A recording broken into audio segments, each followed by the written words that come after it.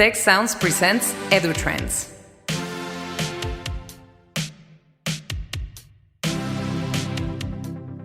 Hi, I have the pleasure to be with Anant Agarwal in the context of the International Conference of Education and Innovation in Tec de Monterrey. Anant, welcome, and it's great to have you here. Pepe, thank you so much for having me here. It's been an absolutely fantastic, world-class conference. And I've met so many amazing people and had so many amazing interactions at Tec de Monterrey. This is my first visit to campus. And so I'm just so excited you invited me, and I'm really delighted to be here. Thanks a lot, and I hope it will be the first of many times that you will come back to our campus. Indeed. So I would like to start asking you about edX. You're the CEO of edX, and you're one of the persons, or the person that started this conversation around doing these courses online.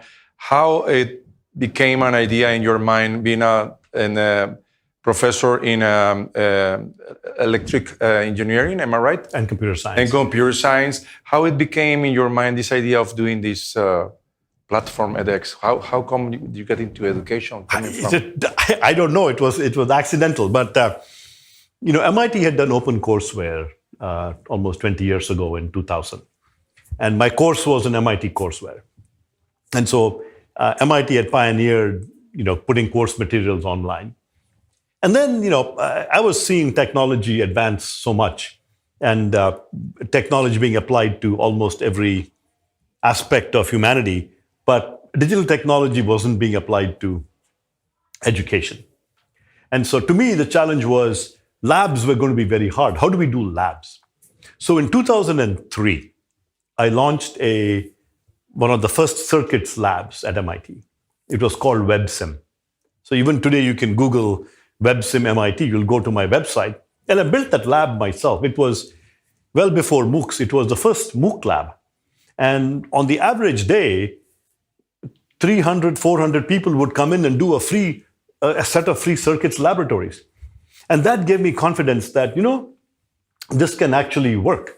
That people from all over the world can actually not only learn, like with OpenCourseware, with course materials, but we can also do interactive labs. And this gave us the confidence. And then in late 2011, when MIT and Harvard began to get together to think about launching an online learning platform, I was so enthusiastic to be part of it and to launch a nonprofit approach to online education and to build a platform with simulation and all of these technologies.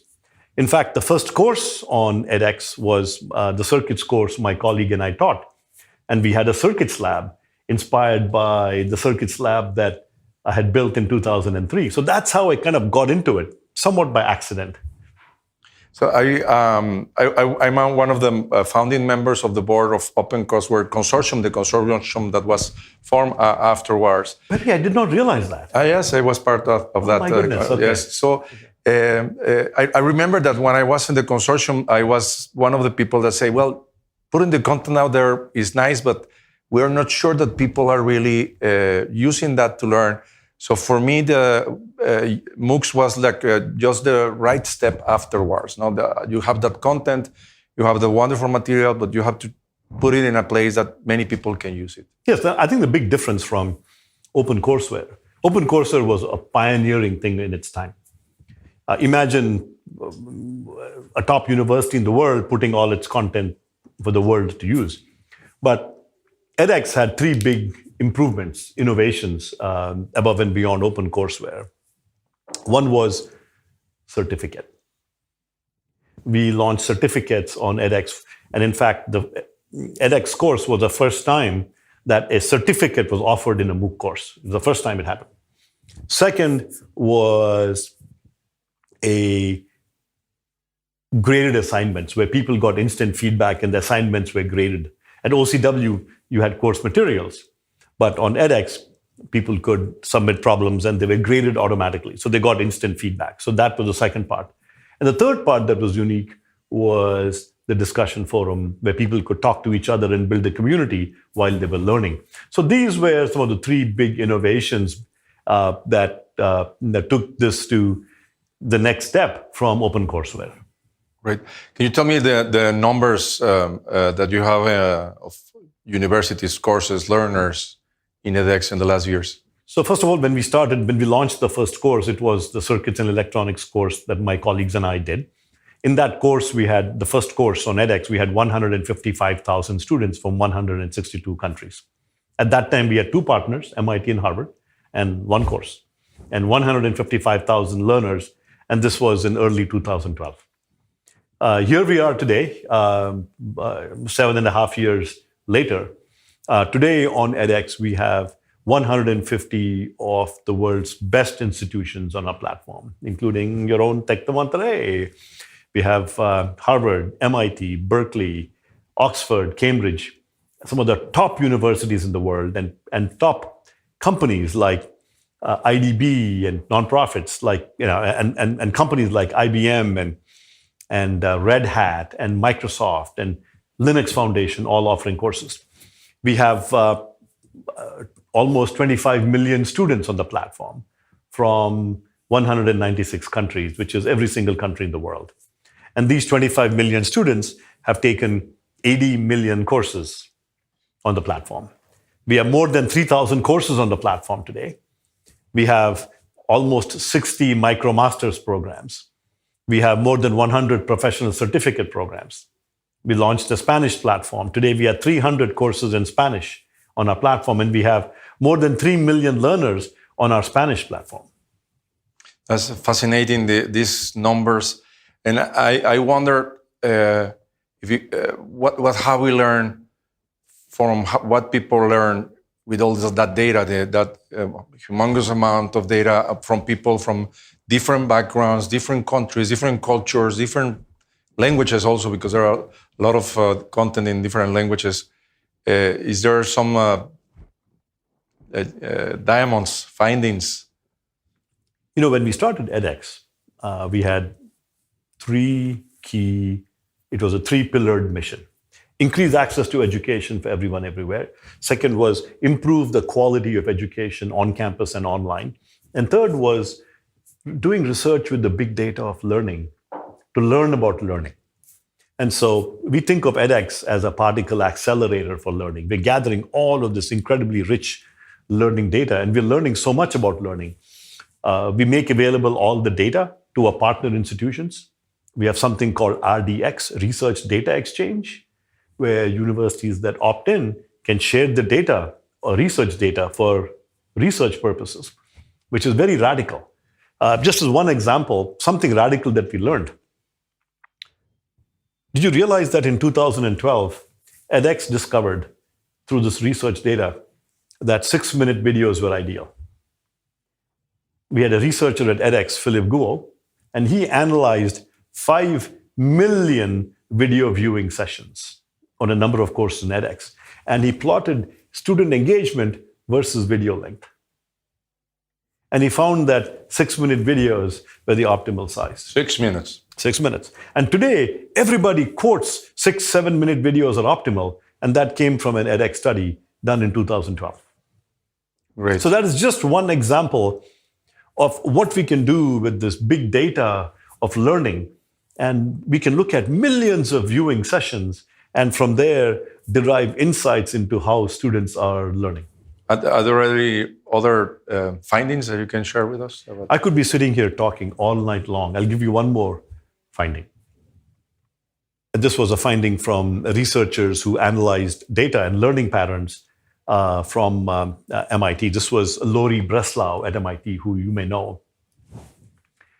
When you come to campus, on campus, you go watch a lecture, and then they give you problems to work out. So you learn something, you hear something, and then they ask you to apply the learning in a problem. Also on edX, not surprisingly, when we looked at all the material is available, the problems, videos are all available to students all the time. So what we found is that generally, 70% of the students start learning with the video. And then they go and do the problems. 70% of the students start by learning with the video. But if you look at towards the end of a course, only 30% of the students are starting with the video. Towards the end of the course, it flips, completely flips. 70% of the students start to answer the homework and problem sets. And depending on where they don't understand the question, they go and watch a video. So students, their learning is much more inspired when you give them a problem to solve and then ask them to go and watch a video to learn. It's a much better way of teaching. When you give them a problem, they get motivated to learn and then they go and learn. Okay. So this was a very interesting result that showed that when students were given both problems and videos, Yes. because they're used to watching videos first, they started watching videos first. 70% started watching videos first. But over time, 70% then began to answer the problem first. Okay. And on the edX platform, we gather all this data. So we know what students are learning, when they're doing it. We know everything. Interesting. So that means if I use an example of an Excel course, for instance, which is not maybe the case, but it's better that I have access to content that teach me how to do a percentage on Excel in the moment when I'm going to use the percentage formula on Excel and not to learn it previously before applying that. Exactly. So it's a just-in-time learning. Exactly, just-in-time learning. And we do have some amazing Excel courses on edX, Excel for data science, and Excel course on edX. And you're right. If I show you, this is a beautiful analogy, Pepe, I love it. I'm going to use this analogy in my own speeches in the future, if you don't mind. Sure, you can. So, traditionally we do a 1-hour lecture on Excel. We tell them, this is Excel, and here's how you do percentage, here's how you do addition. And we show them all this. And within 10 minutes, students are asleep. Instead, you tell them this is Excel, and you tell students, okay, go and add numbers, go do some percentages and so on. And while they're trying to do that in Excel, then if they have some difficulty, ask them to go watch a video. That is so much better. It's a just-in-time learning. Yes. Okay. So I think it was in 2012 that there was this year of the MOOC and the quote from the president. New York Times. And New York Times, there was a quote of, I think it was John Hensey from Stanford, that MOOCs were like the big thing that were going to cause a revolution. So I would like to ask you a reflection on what were expectations were so high at that time, and if the MOOCs have accomplished what we expected from them. I think at MIT and Harvard, when we started edX, we had a clear set of guidelines and goals. We had a 3-pillared mission. And to this day, we have stuck true to the mission.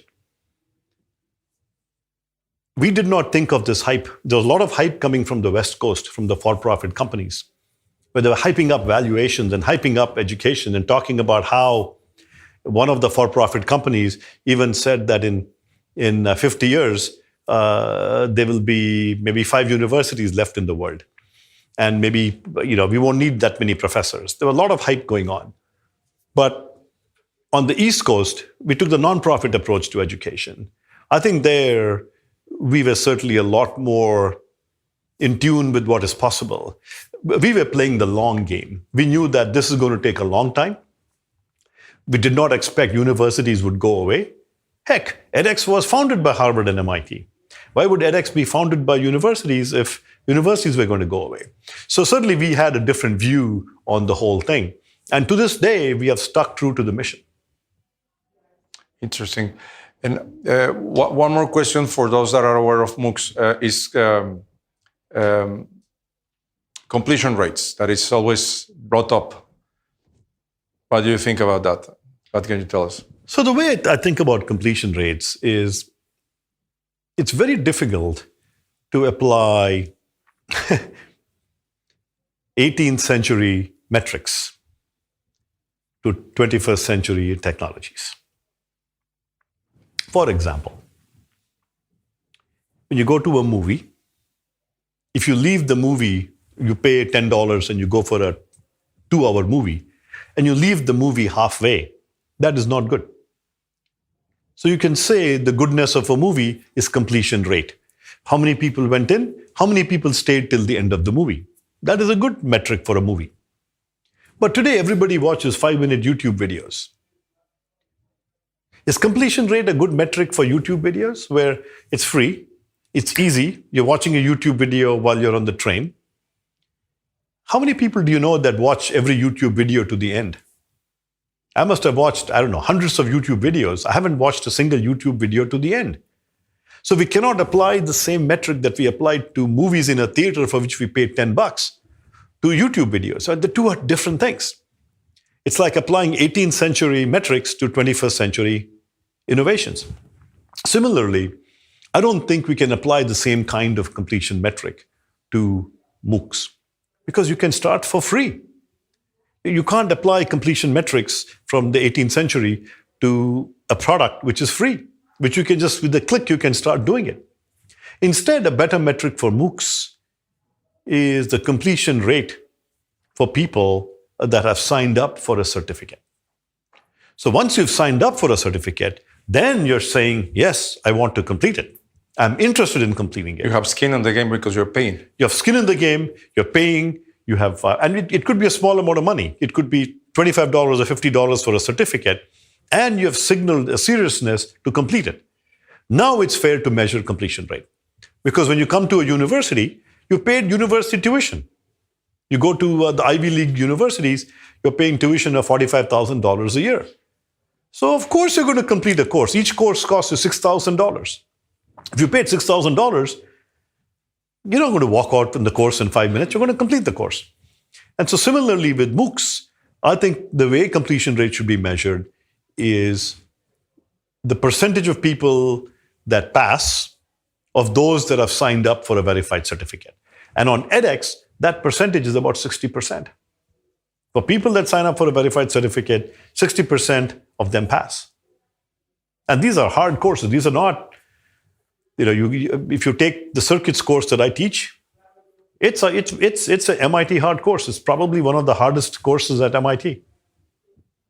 Interesting. So it means that when people show some commitment, like where they're paying, then you can count that. Yes. So that's a good rebunk on that completion rate problem that is signaled by many people on MOOCs. Also, edX was the first to do micro-credentials with a MicroMaster. I firmly believe that in the future we will see more the bundling of the degrees in universities. And I believe in this kind of things like the MicroMaster, where people can find the right amount of learning that they need to deliver a new job, to have a new career outcome, for example. A new career outcome, exactly. Where this idea came from? So on edX, we were offering courses, and more students were telling us that they did not want just one course. They wanted a series of courses. They also wanted a credential for the series of courses so that they could learn a skill. They could learn enough in an area to earn a skill. And MIT launched the pioneering MicroMasters on edX in supply chain management. And so there, edX collaborated with MIT to launch the first MicroMasters. And we also collaborated on designing the MicroMasters. So for example, how long should a MicroMasters be? That a MicroMasters must have a pathway to credit.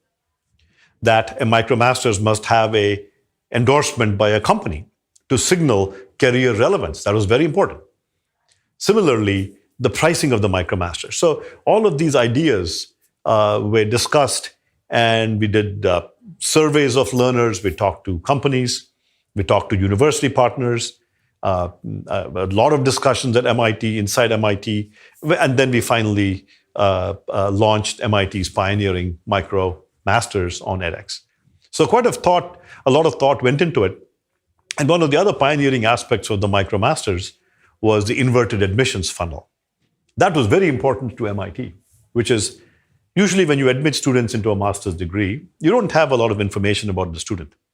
So particularly international students, you don't quite know how good was the university, are they good students, and so on. Because GPA doesn't tell you a lot. It depends on the university. If you don't know the university too well, you don't know the courses the student took, You don't know, did they learn anything or did they just do the exams well? You don't know much.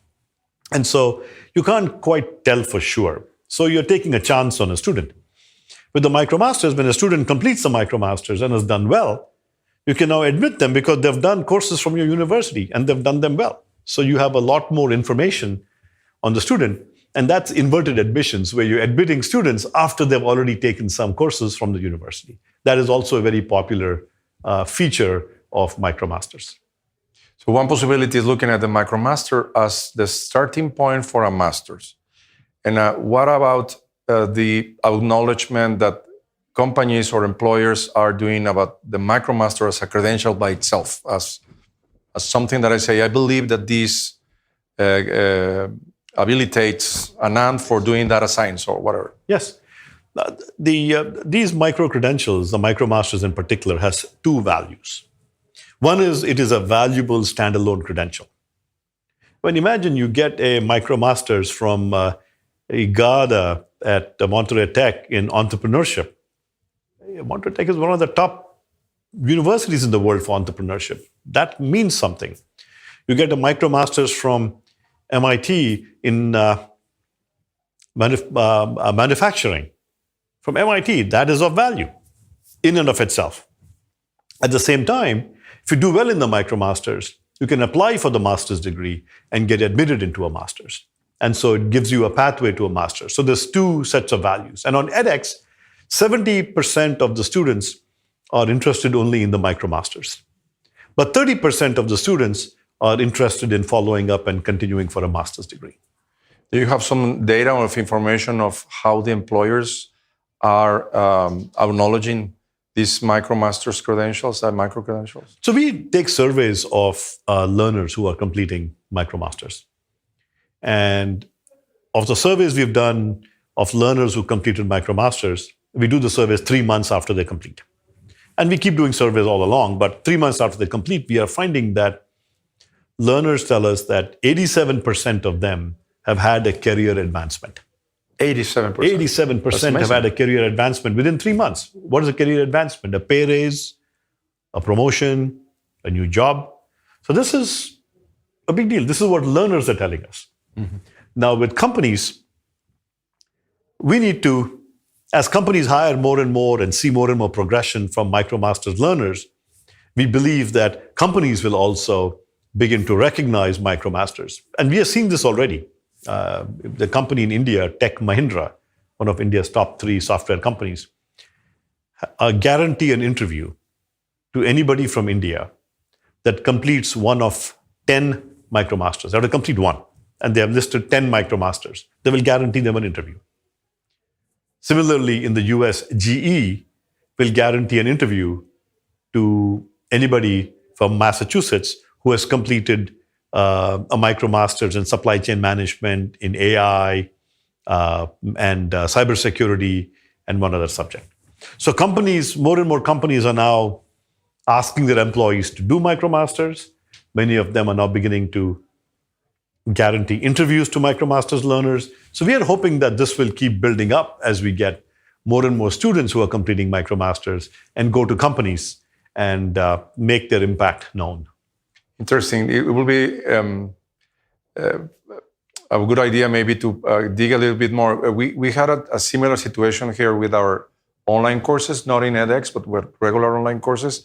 At the beginning, we saw that companies were not willing to recognize online degrees or online certificates as well as face-to-face.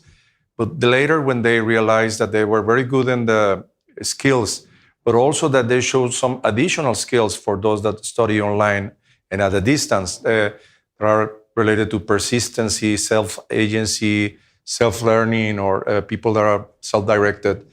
And they say, this is the kind of people that I want to have here because they have these skills that are wonderful for the I think this is a very good point. Online degrees now, in the same way that you mentioned, are recognized by companies. Similarly, as companies realize that people that complete these credentials online from top brands are quality, they know a lot, and they also have these extra qualities that you mentioned of perseverance and the ability to stay on task. These are all very important skills in the workplace. So I don't think it will take too long before companies are seeking out people with these credentials. So MicroMasters at the master level and at the bachelor's level. So as you can imagine, we launched MicroMasters first 4 years ago. MIT was the pioneer. And there, it's funny, I'll tell you a story. When we began talking about the new credentials and so on that were backed by credit, many universities said, oh, no, how can we do it? How can we give credit and so on? But the beauty was MIT was the first one to launch it. And so all the other universities said, oh, if MIT can do it, maybe it's okay. So that was very important. And we launched it first at the master's level. That was 4 years ago. And now we've launched the microbachelors at the undergraduate level. And the microbachelors, in a similar way to the micromasters, is 1 to 3 courses at the undergraduate level that are industry endorsed, are built in consultation with industry, that are backed by credit. So when someone completes the microbachelors, they will get credit on a university transcript. So they can now, a learner can stack these up towards a full degree. So the microbachelors is a similar important concept at the bachelor's degree level. So normally the students that get into a bachelor's degree, they get fundamental or basic courses. So in the case of a microbachelor's, it will be not fundamental courses. It will be more sort of apply or specialized courses, or how it will work? It will be a combination. 2 things will be very different. One thing is, have you thought about this? When you go to a university, you are asked to take all kinds of mathematics, language, advanced mathematics, physics, advanced physics kinds of courses without any understanding of why you're taking those courses. So I took advanced differential equations. I hated it. I had no idea. Why am I learning this stuff? You didn't know what the use of What's the point of learning this differential equation? What's the point? Mm-hmm. And then 3 years later, I was taking microeconomics and other subjects, and I'm now applying differential equations. And I'm saying, oh my God, why am I not learning differential equations now? So one idea with microbachelors is that we can flip the curriculum, flipped curriculum, which is maybe we can teach people applications like computer science and maybe marketing, exciting things that can be applied in the workplace to start.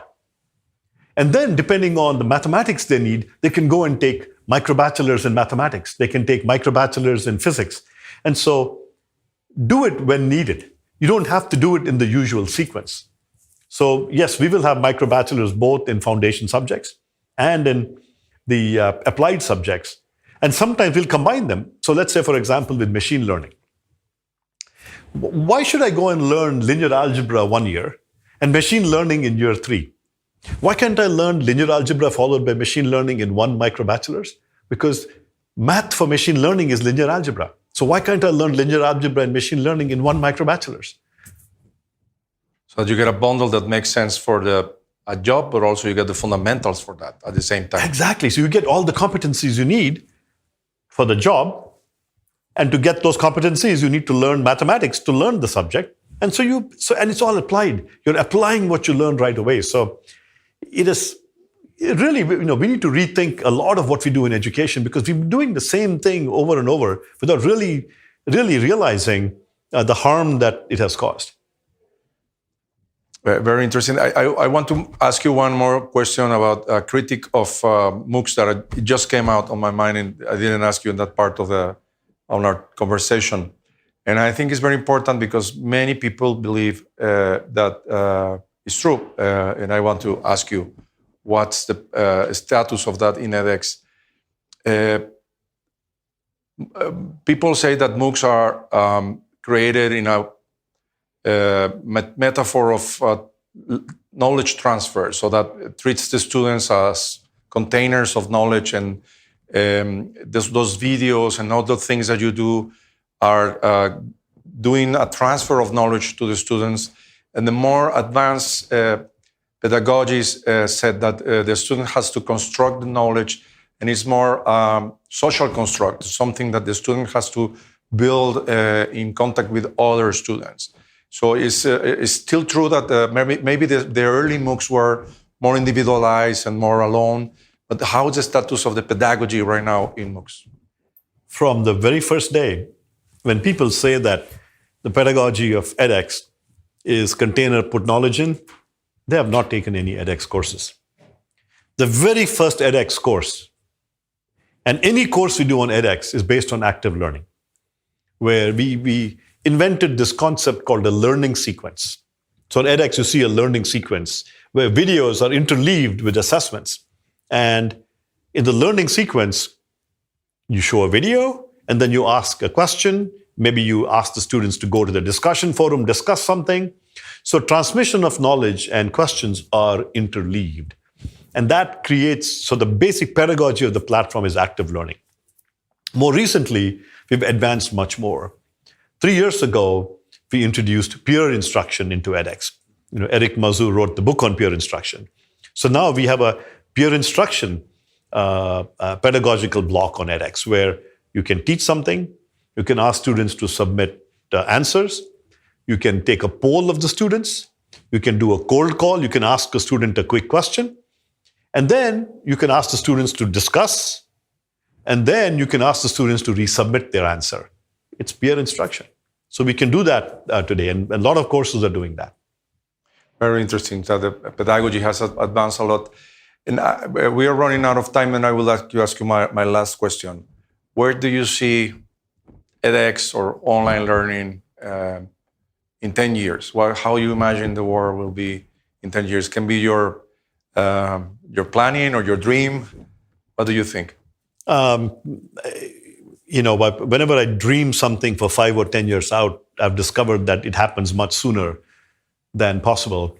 But my dream is to really create a very modular education system where at the undergraduate level or graduate level, learners can take these modular credentials, like micro-bachelors at the undergraduate level or micro-masters at the graduate level, where learners will be able to take these credentials like Lego blocks.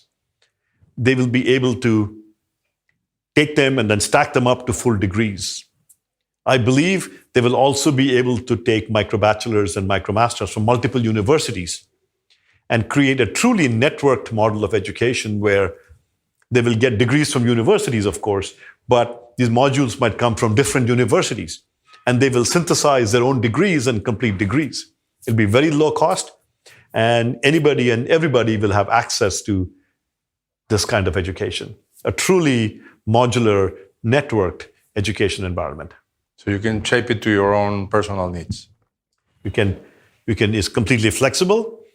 You can tune it to your personal needs, and you can also be a lifelong learner. You can say, look, I won't earn a bachelor's degree in the first 4 years. You know what? I will learn for 1.5 years. I will get 3 or 4 micro-bachelors. And then you know what? I want to go and work at that company. And while I'm working, I'll keep learning.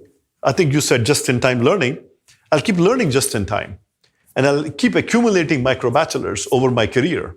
And maybe 4, 5, 6, 7, 8, 9, 10 years later, I will get a bachelor's degree. And you know what? Maybe in 20 or 30 years, maybe bachelor's degrees won't be important anymore. People will just look for the competencies you're getting from these micro-credentials, and that's it. Once you're learning on the job, and the bachelor's degree comes later, suddenly it's not important anymore. I couldn't agree more with your view. One more question. I said that the other was the last one. And what face-to-face education will be? I think that, I strongly believe that education will be omni-channel. Just like commerce. For some things I go to the store. Like if I have to go buy a mango in Mexico, I'm not going to go to the online and buy a mango online. I'm going to look at the mango, I'm going to smell it, I'm going to feel it, I'm going to buy the mango. But if I'm buying a pair of socks or something, I'll just buy it online.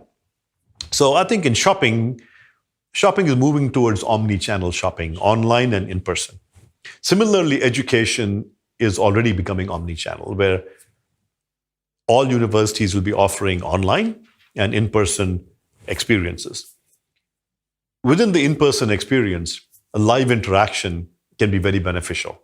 I think a lecture is not a good way of live interaction, but one-on-one conversation, maybe teamwork, maybe doing a project together. That is very important. We've also introduced edX Live on edX, initially for our master's degrees, and then we'll introduce it for MicroMasters and so on, where using Zoom and so on, you can have live interaction, but it's not in person. You can have synchronous live interaction using video, and that can be useful online as well. Very interesting. So, omni-channel and that future where modular, omni-channel, lifelong. Lifelong. Yes. I like it. I like your future, Anant. We will. I look forward to building the future together. Let's do it. Yes, let's do it. Okay. Thank you very much for this conversation, Anant. Thank you very much. It was a real pleasure talking with you. Thanks. For more information, visit observatory.tech.mx/EduTrends podcast. Thanks to Tecnológico de Monterrey and the Tec Sounds team. Tec Sounds producer, Miguel Mejia. EduTrends producer, Esteban Venegas and Cristian Guijosa. Post-production, Max Perez. Stay tuned for the next episode of EduTrends and visit Tec Sounds in your favorite podcast app for other great shows and content.